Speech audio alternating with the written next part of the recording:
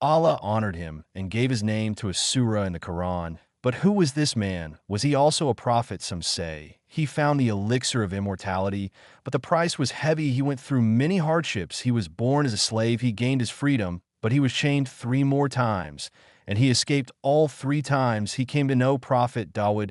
Many interesting stories happened between Dawud and Luqman. He lived for more than 1,000 years. What were the secrets of this great Wali's long life? We'll watch the full story of Luqman from his childhood to his youth and his old age. Our story goes back to the 11th century before Christ, to the upper basin of the Nile River in the land that is today Sudan and southern Egypt. It was one of the most turbulent periods of the ancient world. In that dusty land where the power of the Egyptian pharaohs was felt, the Nubian people were trying to protect their own identity, and in that time a child was born. His name was Luqman. He was not born in silk cloths inside palaces. As all sources agree, he came into life as a slave with dark skin, thick lips, and a simple appearance. In that land called Nubia, slavery existed, but it was not based on race. Luqman's father, Bora, was only one of tens of thousands who were turned into slaves by society, and Luqman's roots went back to the ancient African lands fed by the rich waters of the Nile to Nubia, and according to some sources, to Habesha. Egypt took gold, ivory, exotic animals, and yes, human labor slaves from this region. In that time, the main source of slavery was not race, but war. Luqman grew up in this chaotic period. His childhood did not pass with games like other children, but with heavy work and deep silence. As a slave child, people expected only obedience from him, but Luqman had something different inside him, something his masters could not understand. He liked listening more than speaking and watching more than playing. Even when he was very young, he studied the cycle of nature, the movement of animals, and the growth of plants with amazing attention. There are different stories about his job, but we know that his childhood and early youth were spent in work where he could stay away from people and close to nature. Some say he was a shepherd and learned the plants of the mountains while feeding his herd. Some say he was a carpenter's apprentice. While he grew up with rough hands and slave clothes, a wisdom was forming in his mind, a wisdom that even the kings of that time did not have. Luqman, who worked as a shepherd and as a slave with his family in the countryside, began to notice his connection with plants when he was 17 years old. When he realized this, he started making different medicines from them. With these medicines, he could heal the sick people in the village. Soon, he became known first in his own village, then in the nearby regions as a healer. In a similar way to how Prophet Suleiman understood the language of animals, Luqman began to understand the language of plants and trees with great wisdom. Healers say Allah created plants for his servants. Each plant told Luqman what illness it could cure. Allah created thousands of plants and gave each one a special quality, and these plants are a cure for 770 kinds of illnesses through human hands. The magicians in the region, those who made their living by deceiving people, could not accept the attention that Luqman was receiving. According to some reports, they secretly joined together, bought Luqman and his family from their owners, and then freed them on one condition, that they must go far away. But in other sources, the story of Luqman being freed is told in a different way. One day, his master asked him to slaughter a sheep and bring 2 pieces of meat from its best part. Luqman brought the heart and the tongue. The master was surprised. Then he asked him to bring 2 pieces of meat from the worst parts of another sheep. Luqman again brought the heart and the tongue. The master became angry and asked, "What are you doing?" Luqman replied, "If a person is on the path of goodness, there is nothing better than the heart and the tongue. But if a person is on the path of evil, again, there is nothing worse than the heart and the tongue." According to the story, after this conversation, his master freed him. Luqman was about 17 or 18 years old when he became free. Now he could travel to far places, discover plants he had never seen before, and learn their secrets. And that is what happened during his journey that continued all the way to Egypt. Luqman discovered many new plants, increased his knowledge, and found cures for many more illnesses. Some sources say that Luqman alayhissalam came from the lineage of Ayub and Ibrahim. In the Qur'an, Surah Luqman contains the verse, "We gave Luqman wisdom." This raised his honor. The knowledge and wisdom given to Luqman was knowledge given by inspiration. Luqman knew the truth of things and had the ability to place everything in its correct place. Prophet Muhammad sallallahu alaihi wasallam said about Luqman, his thoughts are deep. He understands the beauty in everything. His heart is full of love, and he's a servant who has been given affection and wisdom has been granted to him. Some people believe that Luqman might have been a prophet, but the general view of Islamic scholars is that he was not a prophet. They say he was a righteous servant to whom Allah gave special knowledge and wisdom. It is said that after Qaid, or who is believed by some to still be alive among us for thousands of years, the person who lived the longest is Luqman. When he came to Egypt, his fame began to spread. Quickly, he started treating the people there as well, but he also gained enemies because magicians and fake healers hated him. People began to spread lies about him, and in the end, he became the target of a plot. Luqman was punished by the pharaoh and thrown into prison. He remained a prisoner in Egypt for many years, just like Prophet Yusuf. These years of wisdom were not easy. They were as hard as the life of a prophet in prison. He learned to endure hardship and to be patient. After completing his punishment, he was finally released. This was the second turning point in his life. The first was being freed from slavery, but after that he had fallen into prison again and been chained once more. Now Allah was freeing him for the second time. After gaining his freedom, again Luqman turned his direction north. He walked through deserts and valleys until the land of Palestine opened before him, a place where prophets had walked, where revelation had touched the earth.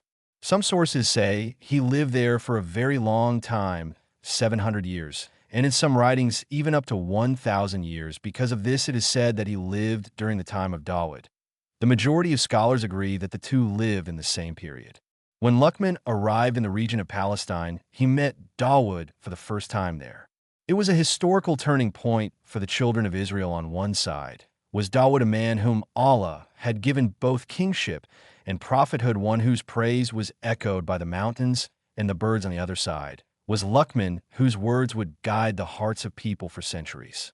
It is reported that Luqman frequently attended the gatherings of Dawud. Some sources say that over time, he even became Dawud's helper. One day, Luqman entered Dawud's private workroom. Dawud was performing one of the great miracles Allah had given him. As is known, Allah taught Dawud the skill of softening iron with fire and shaping it as he wished. When Luqman entered, he saw Dawud joining iron rings together, weaving them and shaping them. Dawud was making a suit of armor from iron for the first time. Luqman could not fully understand what Dawud was doing inside himself. He wanted to ask, but then he remembered the deep principle that earned him the title Hakim. Wisdom is not to rush. Wisdom is to remain silent at the right time. He sat for hours and watched. He did not ask anything. He simply observed how the iron in Dawud's hands slowly took shape. Finally, Dawud finished his work. He put on the armor, stood up, and said, "This is such a good armor for protection in battle, such a strong shield." Luqman had gained the fruit of patience. He learned without asking at that moment. He said the famous wise word, silence is wisdom, but very few people do it. In another report, Dawud asked Luqman, "O Luqman, I see that you stay away from many blessings and high positions that people are able to reach, yet you are the most peaceful and the most loved among them. How did you reach this rank?" Luqman presented the summary of his life to Dawud in these points. "I never told a lie. I never betrayed anything that was entrusted to me. I stopped occupying myself with things that do not concern me."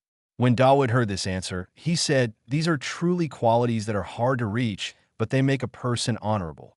Even though Dawud was a prophet, he valued Luqman's wisdom and consulted him. Luqman lived in those lands with Dawud for a long time. He taught in madrasas and raised many students. After the time of Dawud, Luqman turned his face toward Anatolia. There he continued his journey working with plants and helping people until one day something happened. One day Luqman was walking in the marketplace looking for herb. A nobleman was also in the same market with his new slave. The nobleman had lost his slave and was angrily searching for him. At that moment, he saw Luqman. The man grabbed Luqman by the arm and shouted, "Where have you been?" He had mistaken Luqman for his black slave and took him home immediately. In a surprising way, Luqman stayed silent. He accepted the situation, remained patient, until eventually the man realized that the person he had taken was Luqman, not his slave, and so Luqman was freed once again. Luqman had now become a saintly servant who understood the truth of herbs and plants, but the knowledge he had was not enough for him. He wanted to learn more. The fact that he could find the cure for every illness through plants made him ask himself, can I reach something even greater? And that something was the formula for immortality. It is more likely that Luqman was searching not for immortality itself, but for a youth elixir or the secret of long life, and Allah knows best. When Luqman returned from Babylon to the lands of Anatolia, he settled in Adana because of the richness of the plants that grew there. Luqman was aware that plants communicate with one another long ago. He could even hear the voice of plants and communicate with them. According to a well-known legend about him in the area of ancient Mises, he continued healing people with herbal mixtures while also searching for the youth elixir. One day, while leaning against a plane tree near the old Mises bridge and thinking deeply, Luqman suddenly heard a voice from among the grass, a flower he had never seen before whispered, the secret of the elixir you have been searching for all this time is in me. Hearing this, Luqman immediately stood up, walked toward the plant, and began to talk to it. The plant told Luqman everything he needed to know step by step, and Luqman wrote every detail into the notebook he carried with him. The formula for the youth elixir he had chased for years was now in his hands. Excited, he stood up and hurried toward his home. But as he crossed the Mises bridge, something he never expected happened. A sudden wind blew his notebook out of his hands and carried it into the waters of the Mises River. Luqman ran after his notebook and tried to save it, but he could not reach it. Days later, he found only a single torn page on the riverbank. Some believe that because of this page, the science of medicine developed in later ages. Luqman traveled across the earth and spread the knowledge of medicine to many places. He lived for 1,000 years and raised many students. He helped humanity by healing the sick who came to him. And even today, in many parts of the world, Luqman is remembered with respect as the father of herbal medicine. Benefiting from the wise advice of Luqman and taking lessons for ourselves is surely the best thing we can do, just like in this conversation between him and his son. One day, Luqman said to his son, my son, never give up 3 things in life. 1, eating the best food. 2, sleeping in the most comfortable bed. 3, living in the most luxurious house. When his son heard this, he said, but father, we are poor. How can I do these things? Luqman replied, if you eat only when you're truly hungry, you will have eaten the best food. If you work hard and sleep, when you're tired, you will have slept in the most comfortable bed. If you treat people kindly, you will find a place in their hearts. And this is like living in the most luxurious house. They once asked Luqman, what is the greatest blessing? He answered, good character. They asked, what is the best kind of wealth? He replied, health. One day they asked him which part of a person is the sweetest and which is the most bitter. He said, the heart and the tongue. When their owner is good, they are sweet. When their owner is bad, they are bitter. Another famous piece of advice from him is keep your feet warm, keep your head cool, keep your stomach light, and do not think too deep. Although legendary stories call him the one who lived as long as eagles, he also reached the end of his life. It is widely believed that Luqman served as a judge among the children of Israel and spent his final years in the region of Palestine. Different regions claim his grave. Palestine, according to most Islamic historians, Yemen region, said to be near the grave of Hud, Lake Tiberias, Tarsus. Turkey, the most well-known site among the public, is next to the Ulu Mosque in Tarsus. The Prophet Muhammad sallallahu alaihi wasallam mentioned Luqman with praise and referred to him while explaining the verses in Surah Luqman. He was a servant who thought deeply about the power and greatness of Allah, and whose faith was beautiful. He loved Allah, and Allah loved him. Allah granted him wisdom as a blessing. Luqman was not only a healer of physical illnesses, but also a doctor of the soul and a wise father. The advice given in the Qur'an shows that his teachings form a universal model of education. Allah the Most High speaks of the virtue of Luqman in the Qur'an in verse 12 of Surah Luqman. It says, and indeed we bestowed upon Luqman al-hikmah, wisdom, saying, give thanks to Allah. What was Luqman's advice to his son? In verse 13, Luqman began his advice. And remember when Luqman said to his son, O my son, join not in worship others with Allah. Verily joining others in worship with Allah is a great zulm, wrong indeed. After this, Allah says, and we have enjoined on man to be dutiful and good to his parents. His mother bore him in weakness and hardship upon weakness and hardship. Give thanks to me and to your parents, but if they both strive with you to make you join in worship with me, others that of which you have no knowledge, then obey them not, but behave with them in the world kindly.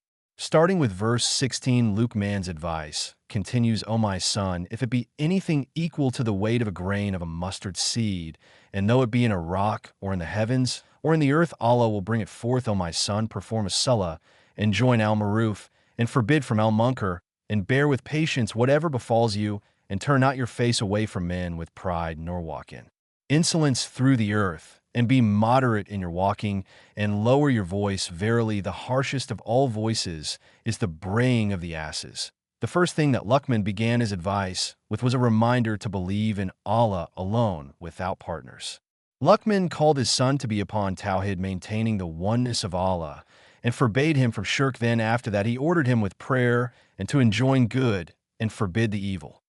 Allah tells us of the duties owed to our parents, reminds us of the hardship our mothers bear in raising us, and commands us to be thankful. How often do we commit small sins thinking that they're no big deal or that no one will know? As Luqman points out so beautifully, Allah knows everything that we do, and He will hold us to account. Because of this, we should have taqwa, fear of Allah. To have proper fear of Allah is to leave all acts of disobedience to Him, for those acts that are in obedience to Him, all while hoping for Allah's mercy.